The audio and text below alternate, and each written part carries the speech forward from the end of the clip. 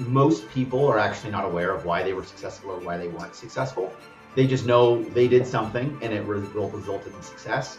Not a lot of people sit and go, why did the environment allow what I did enable me to be a success? There's multiple reasons for that. I guess the last piece of advice or whatever thing I'd like to say is welcome back to another episode of the Beyond the Wealth podcast. I'm your host, Andres Sanchez, and today I'm here with Joshua Dominic, the founder of Dreamstar Lines. This is another very interesting conversation for you guys. As you know, if you've been a listener or a viewer for a long time, I'm always trying to find very cool and interesting entrepreneurs that I can bring to the table.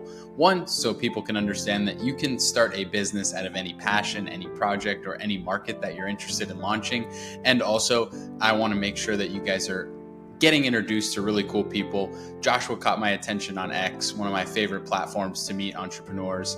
And that's how we got to here right now. Joshua, thank you so much for being here with us. Thanks for having me. I want to just give you the floor right up front here to give a quick intro on who you are, and then we will dive in and learn about what you're building. My name is Joshua Dominic, and I'm one of the co-founders of a company called Dreamstar Lines. And we are building overnight passenger sleeper trains and auto ferry service in the United States of America. How the heck did you get into that business? Let's just start right there. Yeah, so usually when I tell this story, I kind of joke and it's on accident. So it all started over 10 years ago.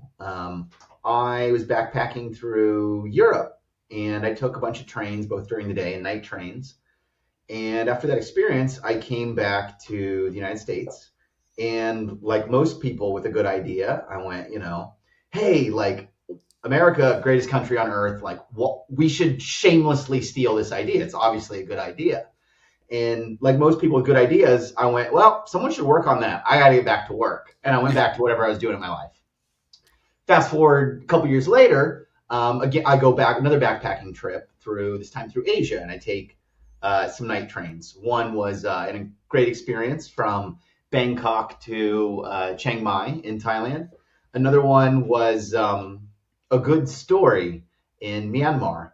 And after the experience in Thailand, similarly, I came back and I was like, why doesn't this exist in a meaningful way in the US? But again, didn't do anything with it. So fast forward 2019, I'm working at a startup. I had been living in New York, moved to LA to help be part of a team that was opening up an office in Los Angeles. I started traveling a lot, and specifically the medium distance segment. And I realized, boy, this would be perfect for like an overnight sleeper train, particularly in Orange County. You have like early morning flight restrictions. You can't take off before a certain time. So both from a professional context of traveling for business, and then obviously I have the backpacking experience where you're a leisure traveler, you don't lose half of a day for travel. And that's when I really started conceptualizing the problem is that for medium distance travel in the United States, if you take a private jet, whatever, but for most people, you're losing half of your day to travel when you could go to door to door. So I kind of went, that's the problem. And so I went, interesting, and I didn't do anything with it. Pandemic hits, started a business. It failed epically. Don't recommend it. Very humbling. I took a photo of the low dollar amount I had in my bank account just to help keep me humble.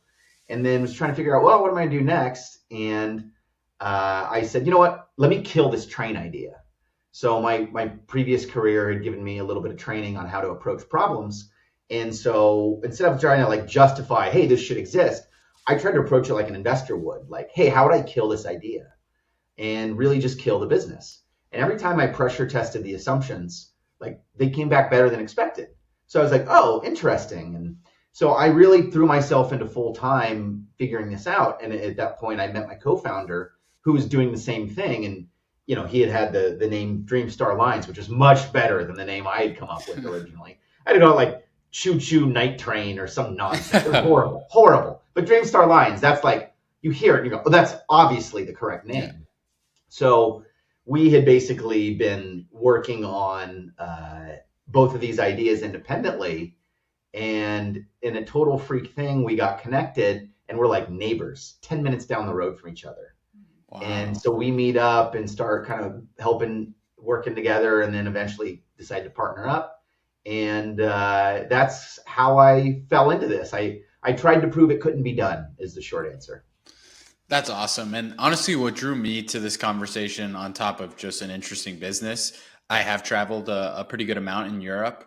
The train systems are amazing. Like the fact that I can just get on a train and be in another country in a few hours is amazing.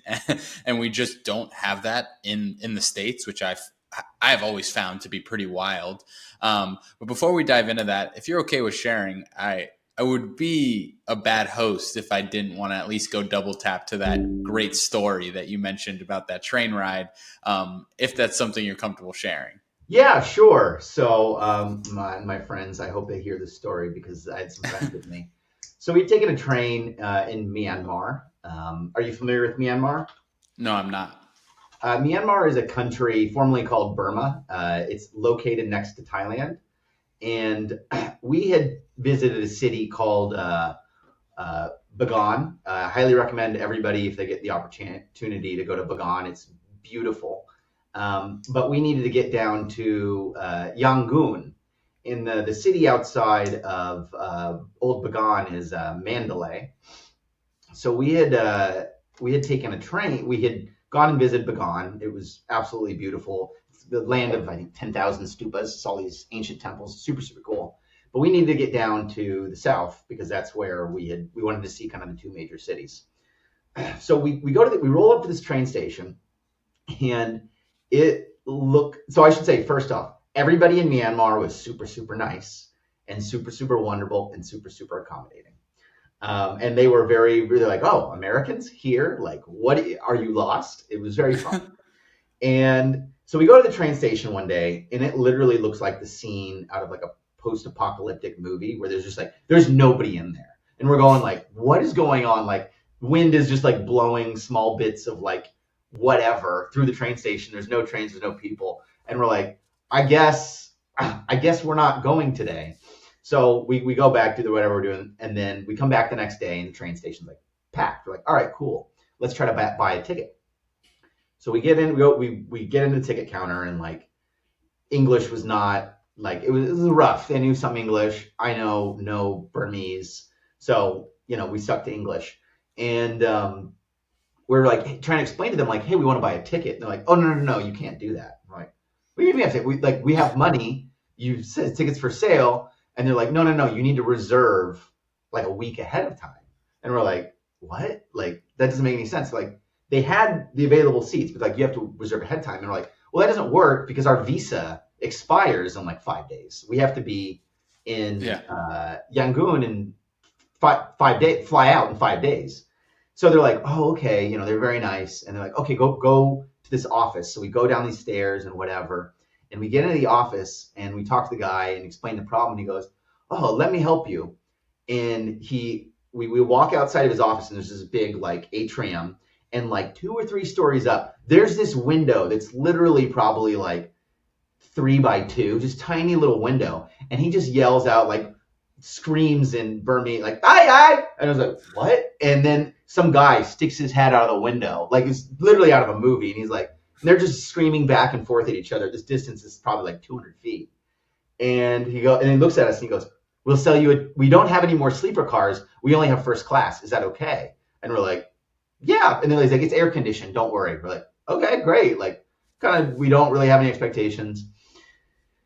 We get on the train, and it's like basically plush, like seats you might find in a hotel lobby, like that are like bigger, where they sit one, and they're like 2 by 2 and 2 by 2, and we like sit in there. And my buddy sits down, and immediately the cushion just falls out, and like the chair breaks. And he's like, what? The air conditioning they had was ceiling fans. It was probably 110 degrees with 100% humidity. It was brutal. They did not turn off the lights overnight. And every time we stopped, people would get on the train and try to sell you like salted fried fish or whatever. Oh, and it's like, okay, whatever. That's part of the backpacking experience, just whatever. Well, to give you an idea of like how this experience was, it was like one of those places you open up the bathroom door and it's just like a hole in the ground. And you're like, all right, cool, whatever. One of the fun parts was they didn't have like the doors onto the train. They didn't close. It's just like super old trains. So if you wanted, you could just grab the side of the train and like lean out and while the train was going outside of the train. And I'm not going to say that that was a responsible thing to do, but we absolutely all did it because when else are you going to be able to do that? So we're going through the countryside, which is beautiful, all these like farmland. The sunset was great. We get through, it's not a great sleeping environment, whatever. You got to shit in a hole, whatever. Like that is not a big deal. What sucked for me is that around 2 a.m. I start getting sick like getting this vomit that I don't even want to get into the color, but it's just, so let me put it this way. I'm in here like I'm fine. I'm just vomiting, throwing up. And every time we pull into a station, I'm like, at this point, I'm not going to the bathroom. I'm just puking out the side of the train. So everybody who's waiting for the train is like, what's wrong with this like random American dude? Like, there's no travelers where we are. Like it's me and two other friends who are both from the UK. One was white, one was black. So like we stood out in this group. Yeah. And so I'm getting sick. And then eventually we decided the train's delayed like hours that we were just going to get an Uber because we could get Uber there, believe it or not. Like rural Myanmar. And we're like, you know what? Let's just go get that and we'll take that the rest of the way. And on our way to the Uber, like I'm still vomiting. It's horrible. And my friends look at me and they're like, dude, you don't look okay. Are you sure we don't need to go to the hospital? And I was like, let's just get to the hotel. It'll be fine. So it was not a relaxing experience, but sure, it was a good story. That's insane. I mean, I think that's like everything that could go wrong with an experience other than not getting to where you needed to get to. So that's insane. I would, if you get the opportunity, well, this was also before the last political change in Myanmar. But if you get a chance to go, it's a very unique country. I've got a lot of good memories and not memory there, but that's a story for another time, I suppose. Yeah, no, for sure. Thank you for sharing that. That's a funny story. So obviously you got into this and wanting to build a better experience than that. Talk about some of the challenges of starting a transportation business like this. You had the idea, you found your co-founder. What were kind of that 0 to 1 phase look like? Yeah, so I think I'm lucky in that my entire professional experience has prepared me for this moment. Usually the way I describe it is that if you had taken where I was and predicted where I was going next, it would have no predictive value. But for where I've ended up, it's actually been quite useful. I was previously in the Air Force where I was involved in like the logistics side of it. So that gave me like the kind of way to think about like, getting people, places, things, just like how do you do that kind of thinking? And so like a good way I think about it is, you talk to founders all the time, right? There's playbooks. Oh, you want to do SaaS? Okay, here's the playbook for growing a SaaS business. It's like super well established. We don't have that. Like I've read biographies and like read up on other train projects, but it's not like there's a way to do this. The joke is that like, we're looking for railroad investors. The problem is they all died 100 years ago. So like, how do you solve this problem is we had to really operate from kind of first principles because there wasn't like a guidebook of like, here's how you do it other than just reading from history. But even then, like that's another context. How do you do it today? So usually the joke I often say is like, we're making this all up. I mean, it's educated guesses and right. How do we go across things intelligently? So we just kind of, if you assume unlimited capital is out there, but you're super capital constrained, it's like, okay, how can we build this business in a very capital efficient manner so that when I'm going to investors, I can go, look what we've achieved with basically no money. We just need the money to get the things that like, I can't spend, $10 million to buy train cars or whatever it is. So like how we got into it is we sat down and we just said, okay, what's the logical order of operations? We know we want to launch by this date, this time. What needs to be accomplished to do that? And we just worked backwards and went, okay, how can we do this more efficiently? How can we do this better? And so part of this on the other side was when I was approaching this as a business idea, I don't want to spend the next 10 years of my life working on something that a little analysis would have obviously proven didn't work. So I tried to kill it. So it's like these two things of like, okay, I know where I need to go, but how can I try to kill it along the way? And so by doing that, we would just try to, okay, well, maybe insurance numbers will kill it. No. And then these things repeatedly, we just tried to kill. And most of them you could do with basically a little bit of, gumption, research, and work. And that where it culminated was, okay, well, Union Pacific let us use their segment of tracks that is between San Francisco and Los Angeles. And so we started negotiating with them, and they've been great. And it took some time, but we signed an MOU with them to do so. And it was like, okay. And that was the point where it went from like, hey, this has all gone from being a cool intellectual exercise to like, all right, like we've done the work and now we're here. Let's like keep building on this. You talk a lot about the concept of killing the idea. I think that's an interesting way from a founder side to look at like going about like starting a business. Most people think the complete opposite. It's like, oh, look at all this money I could make. Like, this is a great idea. Can you just share a little bit of like how that process works for you and why that's something that you defaulted to? Yeah, sure. I'm probably pretty lazy. And like, I'm also pretty easy to fool. So it's really, really like I can, if I want to look for evidence to believe whatever I want to believe, the world's a big place. I can always find it. Mm-hmm. But the evidence that proves that I can't do something, that's a lot harder to argue with, right? Like I'm pretty easy to fool. So how can I find something more robust is like, well, let me try to kill it. Turns out things that are hard to kill are more likely to survive. Yep. And if I'm going to build something for the long term, I want something that it doesn't mean it's going to survive or it's going to work, but like, hey, there's if I'm not able to kill it just from like some back of the napkin, and don't get me wrong, we have our roadblocks, but there's a big difference between the tracks don't exist and there's no right of way and there's no way to do this versus like, hey, this seems like it's not without its roadblocks and challenges, but it's doable, right? Yeah. It's an approachable challenge. So for me, it was a matter of how do I think about this intelligently so that when I'm working towards something, I'm like, yeah, look, I know the difference between something that's hard versus something that's impossible. And I think it comes from, I used to do like speech and debate I did it for like a year. And like, it turns out what kills things is a much more like strong thing than evidence, right? The contra evidence to something. The black swan, right? There are no black swans until you find a black swan. So I just think it's a powerful approach to be efficient with your resources. One of the first things I do whenever I have an idea is I try to disprove it. No, I think that's fantastic. And for someone like myself, I've interviewed, like I said, over 100 founders. I've not had anybody go about it that way. I'm sure maybe they do in different ways, but I appreciate you sharing that because it's interesting. And it's always important for people listening and watching to understand like it's a good idea to you, but you need to go and do some research because you can, like you said, you can convince yourself of almost anything. You can go online, find things that help you convince yourself to believe what you want to, but practicing things like that, trying to kill the idea, going through and trying to see how the idea would fail is a great way to future-proof what you're trying to build. Yeah. So I love that.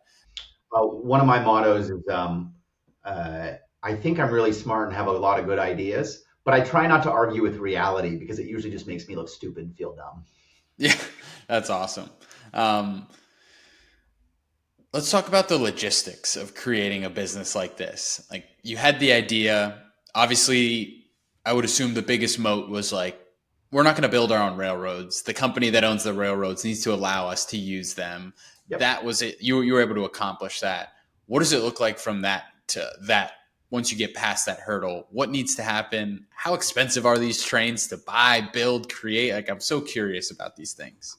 Yeah, so I can't get too much into the details yet, but you're spot on. So stepping back, if you ask the question of like where we started, which was like, why are overnight sleeper trains not a thing in the U.S.? And there's a whole variety of reasons for that. So effectively what we realized is that right now Amtrak is focused on long distance routes unless they're sponsored by states. But not all states want to pay for routes that are not long distance, which I believe is about 750 miles. So most of Amtrak's routes right now that are paid for by the federal government are paid are 750 routes more. So for example, Emeryville to Colorado, right? One of the most beautiful train rides in the country. But things that are less than that, they tend to be supported by the states. And if they're supported by the states, they're probably more interested in running daytime commuter service than overnight sleeper train service. Now there's obviously, exceptions and things like that. Amtrak absolutely does have sleeper accommodations, but the scheduling is not based off of being a strong competitor to flying or driving. It's usually has other route considerations. Ooh, got fly there. So I'm realizing I totally lost the plot on your original question. No, it was just like it was very open ended of just curious about like what it's going to take to actually build this business and actually make it success. And you were kind of just talking about Amtrak's not really interested in competing with the planes, like an overnight plane or a red eye or something like that. And that's potentially where you're going to come in. Yes. So in terms of like how we approach the logistics of building the business, it was like, okay, first we get the track access agreements. We have an MOU with Union Pacific towards that. We're currently focused on working with the other track providers. They do not own the entire segment of track. The conversations have been fruitful and positive. There's just a lot of what I'd say, everyone we've spoken with has been wonderful and is very, very excited. It takes them usually a while to wrap their head around the idea, just because it's different, right? Mm-hmm. And I've been thinking about this for upwards of 10 years, so I can't expect someone to be like, what do you mean you don't immediately get this? So usually the conversations are, excited and hopeful, because everybody is like, oh, I want this. I want to take this. I want to be your first passenger, first customer, whatever it is. But there's also like that enthusiasm that everybody in transportation, whether it's private industry or government, has, but tempered by well, let's make sure we do this right. Like, we don't want to do it wrong. So it's been a process of, working hand in hand with both local governments to make sure, hey, we don't want to screw up your scheduling for your morning commuters who are, coming into Union Station or Fourth and King or wherever it is. And just okay, like, yeah, let's work towards this goal of making something work together, right? Industry, private industry and government working like together. Like, people have been very, very optimistic about it. So for us, it's about making sure that, we work together with everybody, and it's not this, one piece of the pie we're all fighting over. Our objective is actually to further enhance the entire ecosystem, to grow the pie so that it's better for everybody. Right now, nobody's doing the overnight sleeper trains, so we can augment their daytime service because we run late at night when it's probably doesn't make as much sense to them. Not only that, we can bring riders in from another metro area who will feed directly into theirs, right? Union Station being the pivot point in LA, and then Fourth and King being well located in San Francisco. We'll have stops along the way as well, but it's really, right now we're in the evangelical period of getting the name out there, explaining to people the concept. We don't want to take anyone from anything. We actually want to go after something entirely new, but we need to all work together to do this, and we want to. We want to support what everybody's doing so that we can make America better. Like, it as silly as it sounds, if we don't work together, we're not going to be able to make America together. And so going out, evangelizing, talking to people, and continuing to build on the momentum that we already have has been great. Most of the ideas I have for this business, they haven't come just from me and my business partners. They come from talking to real life people and them just saying like, oh, it'd be really cool. Can I do this? Like, hey, will you be able to bring pets? I have a hard time bringing my pet on a plane. I don't like driving. It's a pain in the butt. And we just looked into it and we're like, yeah, let's make it so people can bring pets, in a sensible way. It's there's ways to do it. And like, that solves a lot of problems for a lot of millennials and other people who they really care about their dogs and they want to travel with their dogs. All right, let's do it. The train car thing, somebody had floated, oh, could I bring my car? We're like, yeah, why not? Like, if we can do it in a clever way where, imagine this experience. It's unreal. You drive to the train station, you get out of the car, you hand us your keys, you get on the train, you go to the lounge car, have a drink, hang out, socialize, do whatever. After you're done with that, you retire to your private sleeping accommodations. You sleep 8 hours blissfully through the night. You wake up in the morning, take a shower, have a coffee, do whatever, and then you step off the train and your car's waiting for you in the parking lot.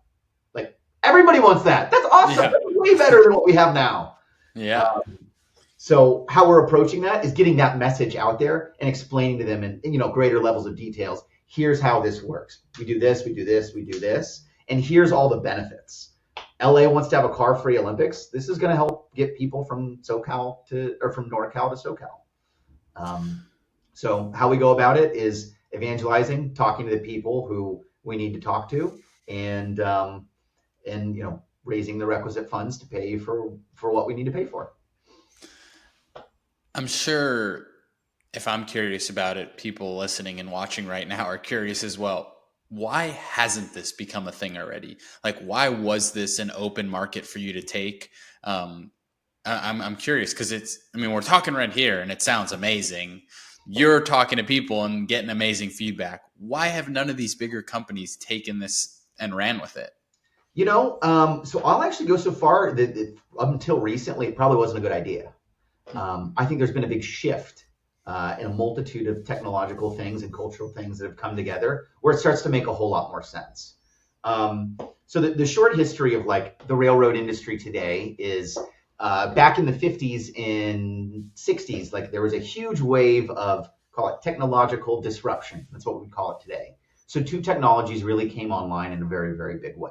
So the first one would be the interstate highway system. So that really made driving all over the country, longer distance, much more accessible in a way that it really, really wasn't until then. And the second was obviously the jet engine, the age of the jet engine, airlines. So those two things kind of came together, and the railroad industry was super heavily regulated and couldn't pivot in time. This led to the creation of the result was that a lot of passenger rail lines kind of went out of business. Amtrak was formed to acquire all these businesses and really manage the decline. And ultimately, it ended up being repurposed to maintaining America's passenger rail infrastructure, and they have done a job of doing that. For a long time, they were the only game in town. The laws got changed to allow other private companies to do so, but nobody really did anything with it. And then the big one was when Congress changed how Amtrak routes are funded. That basically, hey, you're only getting federal funds if it's over 750. So from there, it created like a de facto gap. There certainly are Amtrak routes that are less than 750 miles. By us, the Lausanne corridor being one of them, but they focus on like daytime. It's much harder to justify a nighttime service from a taxpayer perspective because you're kind of you're by definition going to serve less people in the number of seats per car carriage, right? And so it's created this weird gap in the market where it turns out there's a lot of details that you have to figure out to get there, and we figured it out. And now we're just going to execute on that opportunity to do so. So why hasn't anyone else done it? I assume they haven't figured out what we figured out yet.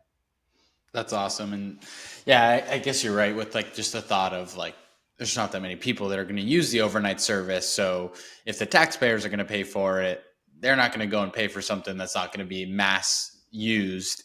You've clearly found some things on the back end that kind of fix that. Something else that I'm thinking, I would assume, and maybe I'm incorrect, the service is going to be more of a premium service than your typical just train experience. That's correct. To begin with, we think it's really important to start off with a higher end experience that really pleasantly surprises people. I'm like, wow, I didn't know train travel could be right here, could be this great. It's my view that this is a business and a model where you can go one of two ways. To begin with, where new product category, right? You can go the mass market, super cheap, get as many people as you can. Turns out that's actually a harder business to build because you need scale. And that's a problem that's plagued a lot of historical railroad projects, is that they need it to hit a certain scale. With our model, it allows us to do two things. We can charge a slight premium because you get both the transportation element as well as a hotel element. So you're saving half of a day. We believe that we can charge a slight premium for that, but it'll still be comparable to a cost and a flight in the target cities. The second piece is you can do something you couldn't otherwise do, which is bring your car. Americans really, really love their cars. And so we said, look, why don't we let people do that? If you want an example of this, and this is what I tell any investors I'm speaking with, check out Amtrak's Auto Train and how successful they've been. They're one of the only two historically profitable lines that they run. People really like taking that. And so we think that this represents like a good opportunity for us to go, hey, it's a heavily traveled corridor. Are we trying to get all the market? No, but we do think that enough of the very large market will want to take our service to make our investors very happy. Awesome.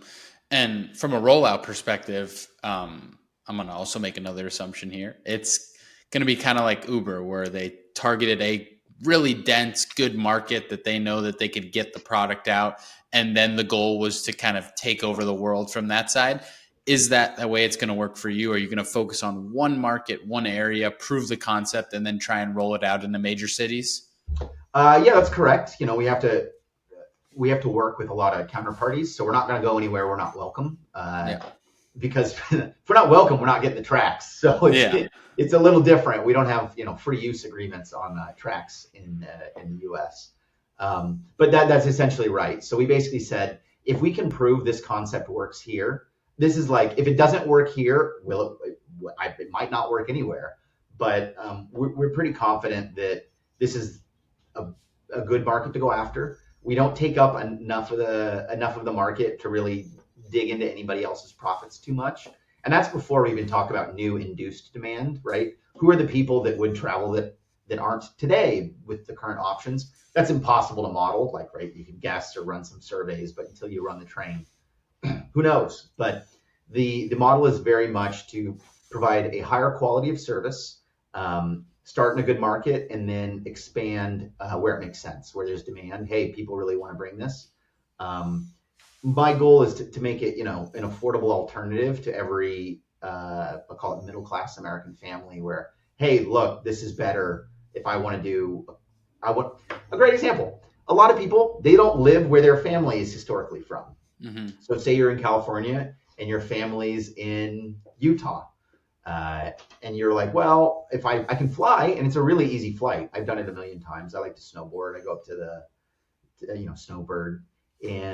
But if you want to go visit your family, you got to bring a car. You got to rent a car, or do you just get stuck there? With our model, you could be like, hey, look, I'm going to get on a train Thursday night, wake up in the morning in Salt Lake City, have my car, maybe go visit family, maybe go to the mountains and snowboard, whatever. And then I can come snowboard all day Friday and then get back Monday morning. It provides new travel possibilities, and new capabilities are just not currently doable or convenient with the current market. And we think that it's going to help make America better for more people. And that's kind of the goal here.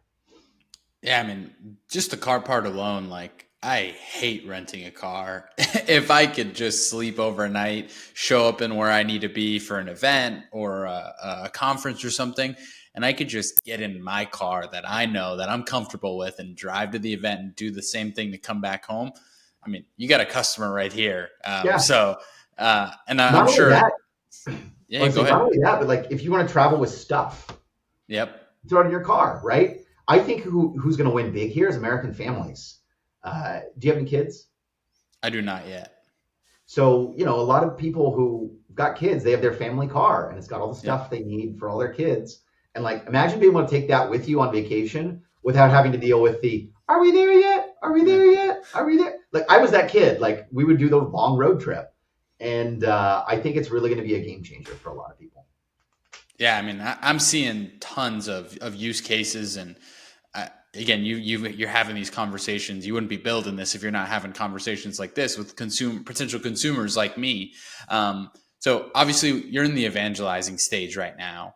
What is the projected launch date, if you're able to share that? And like, what are you really excited about in between now and that day? Yeah, so I think within reason, once we get the operating agreements in place, within 18 months, we can be up and running. There's a lot of things that need to happen, absolutely. But I think that's a pretty reasonable expectation. So right now we're just working through the negotiation for operating agreements of just making sure, hey, like we approach this in a very different manner. Instead of coming to the track owners and saying like, we demand this. We came to them with like open arms and said, hey, we want to do this. How can we work together? Mm-hmm. And I think it takes a little bit of like a perspective, just like oh, hey, like we're not here to take anybody's money or anybody's anything or glory. We want to make it better for everybody. Like, can you help us? And so we're going through that negotiation now, and within 18 months, I would love to be able to take one of these trains and call it summer 2026. We'll see how the negotiations continue to go on and the fundraising continues to go. But that's, I think, a very reasonable expectation to be able to buy a ticket.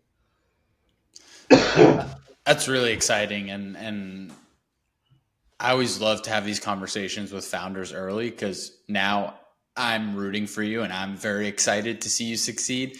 I feel like I got in early. Once this thing rolls out, I want to go and try it out and ride one of these trains. I've never ridden an overnight train, even in Europe. I've done a ton of train travel, just never like a real overnight sleeper train. Yeah. Sounds amazing. So very, very, very cool from that side. And as we kind of come here towards the end of the conversation, I know I gave you the question earlier so that you were able to kind of think about it and think through it. But you've had a really awesome journey. You're now at the point where you're running a big business, and you're going through and trying to create an idea, which is one of the hardest things to do in the world. If you could go back and talk to 18-year-old Joshua, what would that piece of advice be that you would give him? Probably ignore most advice. And I don't mean that in a mean way. People mean well, but your context is going to be different than theirs. But they're not going to, most people are actually not aware of why they were successful or why they weren't successful. They just know they did something and it resulted in success. Not a lot of people sit and go, why did the environment allow what I did enable me to be success? There's multiple reasons for that. One, they might not have the tools to recognize it. Two, they might just be, ignorant to the fact that, hey, you're successful because of the environment you were in, not because of, don't get me wrong, you did something, but the environment did a lot of the work for you. So I guess 18-year-old me was take all advice with a grain of salt, especially advice that's coming from someone that has a wildly different background, experience, look, everything from you. And that would be my kind of via negativa advice, right? Like just ignore most things. But now here's the part where I give you something positive of maybe you can do something with it. And that is seek to maximize the diverse amount of experiences you have while you're young, because it only gets harder the older you get and you have more responsibilities. That will give you a deeper appreciation for the breadth and depth of humanity and help you learn to increase your capacity for love and understanding with others. I love it. And I am a huge advocate for travel, especially at a young age. Go and learn new things. I've said this, if you've been with me for a while, I've said this about 1,000,000 times on episodes. Travel is such an underrated way to develop yourself at a young age, learn more, become more mature. So many awesome factors. So I love that piece of advice that you shared there with us as well. Any last words for us? Any way people can go and support this mission, support what you're doing? Where can they find you and connect with you? And any of that? Yeah, so I guess the promo, dreamstarlines.com. We recently got hats. So we have a black hat, and you can see the white hat over here. That's a great way to show your support. I'm pretty active on X, where we connected, and I try to be pretty responsive. If you go onto our website, there's a sign-up form where when we do have updates, we'll message you. I can tell you we plan to release an update in the next week or so, perhaps once the news cycle kind of dies down with the local fires. And that's kind of the best way you can follow along right now. I tend to be pretty receptive to DMs on Twitter. Please don't reach out to me to try to sell me something. I get enough of those, unless you have a really strong value prop. But I probably don't need to buy an ice cream machine maker right now. And I guess the last piece of advice or whatever thing I'd like to say is, if you like to do hard things, being an optimistic is harder than being a pessimist. And if you want to change the world, you can start by being nice to other people. It's a really good way to help build social trust and help people trust other people. And there's some positive externalities that come from that. And then by doing that and always thinking like, oh, how can I make this person or situation better? And just practicing the habit while you're young, or today, you'll find that it pays dividends in ways that you'll never be able to think or understand. And it turns out the universe likes people who other people like to win, and it's a great way to do it. So that's all I got. I love it. Thank you so much, Joshua, for spending the time with us, sharing all the insights, giving us a look under the hood of what you're building. All of Joshua's information that he just mentioned will be linked below, whether you're listening or watching live right now. So Joshua, again, thank you so much for being here with us. I'm really excited for what you're building. I know everybody listening and watching right now is really excited as well. We will reconnect again, and I will have you back on the show once the product is live and we can talk in more detail. So best of luck to you and everything you're building. Thank you for sitting here and sharing with us. And thank you, everybody who is watching or listening now. Have an amazing rest of the day, and we'll see you on the next episode. Have a good one.